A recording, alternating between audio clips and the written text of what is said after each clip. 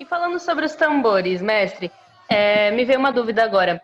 Na verdade, eu quero saber qual que é a diferença desses tambores comerciais que a gente vê hoje, né? Vende em escola, não, perdão. Em lojas de música e tambores que são ancestrais mesmo, que vieram da África, por exemplo. Meu marido tem um tambor, um djembe, que veio da África, foi feito com. Eles fizeram, né? Levou 30 anos para ser feito, enfim. Tem diferença, né? E qual que é essa principal diferença? Bom, tem muitas diferenças, né? Assim, diferenças assim até infinitas. Você falou do djembe, né? O djembe, por exemplo, ele é um instrumento do Mali, né? Do Senegal, né? Ele Uhum. é um povo que fica lá mais pro oeste da África, né?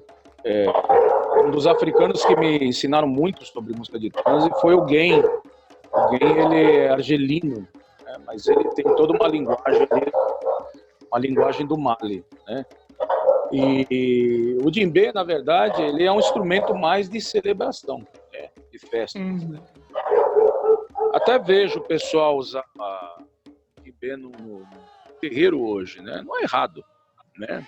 Tem isso de errado certo, né? Mas o djembe, ele acaba sendo um pouco alienígena, né? Nas relações socioculturais tamborísticas, né? Ele é um pouco alienígena, até porque o jeito de tocar ele é diferente, né?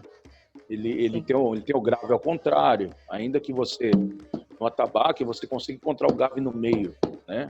Mas o djembe é construído para você encontrar o grave no meio. E é um instrumento, alguns dos maiores tocadores são os djembe folá, eles são daquela região da África, daquela região da África ali, e são ritmos muito complexos, né? Mas a estrutura deles e da África em geral é muito semelhante, né? Onde você se utiliza da linguagem, você utiliza dos passos, você se utiliza da própria representação dos símbolos naturais para poder não só fazer o djembe, fazer qualquer tambor, né? Para que você possa ritualizar com eles, né? Ainda aqui, né? O principal do djembe, o que manda mesmo, são os ferros, né? Que são pequenininhos, que é os agogôs grandes, assim, e os dununs, né? Que são aqueles tambor gravão, né? Você toca com vários assim, com a baqueta, né? O djembe é um instrumento de solo, né? Pessoas solam com ele. E ele tem a fêmea do djembe que é pouco conhecida, que é a macuta, que é meu Deus, tem o nome agora? Tá na minha cara ela aqui. Daqui a pouco eu lembro. Que é tanto tambor. Eu queria falar outra coisa. Em geral, na África, os tambores africanos, por exemplo, eles são escavados, né?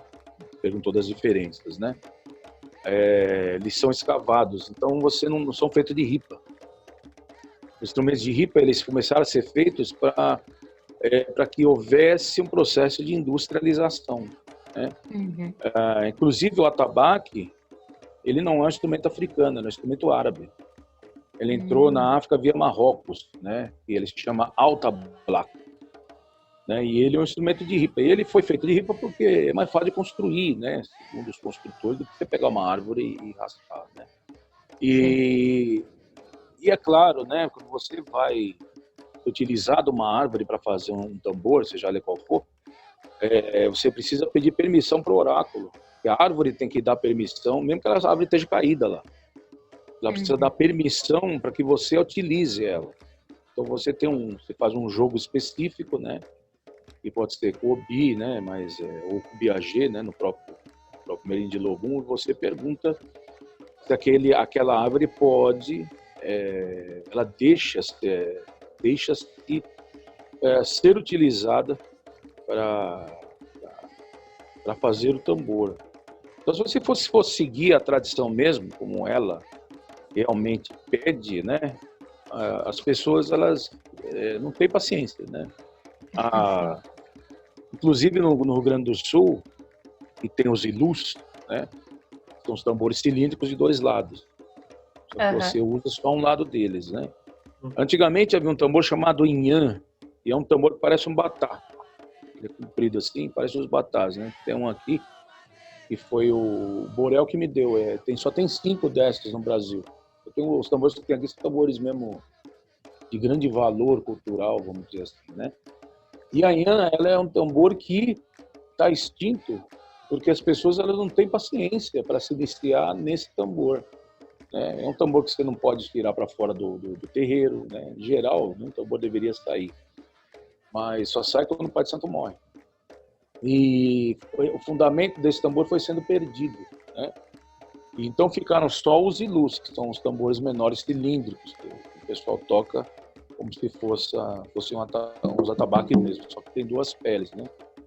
E aí é um exemplo disso, né? Da falta de paciência, às vezes, para a pessoa aprender, né? E continuar. Agora, você me perguntou de instrumentos fabricados, né? Sim. Se fôssemos seguir mesmo o fundamento real, né? Porque todo tambor ritualístico ele tem alguns elementos dentro dele que se chamam afobô, né? Afobô. Uhum. Um saquinho com várias coisas que você bota dentro do tambor, que aquilo faz ele se tornar um instrumento vivo, né? Junto com isso, você bota determinados símbolos dentro e etc. E tem todo um processo de consagração. Então, se você compra um instrumento numa loja, na verdade, o primeiro passo que você teria que fazer, segundo a tradição, é você enterrar esse instrumento por 3 dias. Enterrar inteirinho. Caraca. Depois tirar ele. E não você pegar de uma loja e já levar para ser utilizado ritualisticamente, né?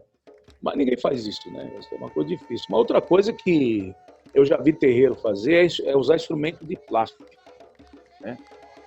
Ou de couro, de nylon, ou com corpo de plástico. Isso aí também não atende, né, a uma realidade ritual, né? Porque o plástico é isolante.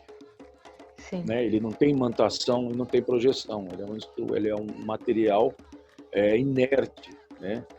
E eu já vi muita gente fazer também, né? Agora, por exemplo, eu sou músico, né? Então você vai tocar em banda de axé, né? De baile, você pode usar tranquilamente um instrumento que seja de nylon, até porque a afinação ela não cai com a temperatura, né? Uhum. Até as baterias antigamente era de couro animal, né? Aí o pessoal substituiu pelos materiais sintéticos, exatamente por conta dessa ideia, né? De você não perder a afinação com a temperatura. Ainda que existem mistérios e mistérios do tambor, né? Porque já se observou que até baterias, né? Bateria mesmo, elas mudam a afinação com a lua, né? Isso deve ser por questão mesmo sendo a pele de nylon, deve ser por causa da madeira. Tem determinadas luas que o som fica melhor, né? Ela vai saber, né? Coisa do próprio tambor aí, mistérios que... Então, na África você tem muitos tambores. Por exemplo, alguns ritmos aqui no Brasil, como, por exemplo, o okelê, que é o ritmo paraubá, tató, né, que é o ritmo de nanã, o próprio aguerê, né, eram nomes de tambores na África, não de ritmos, né? E vieram para cá como nome de ritmo, né? Então tem Igbim, existe um tambor chamado Igbim também, que é de Oxalá, e aqui veio como o nome de um ritmo.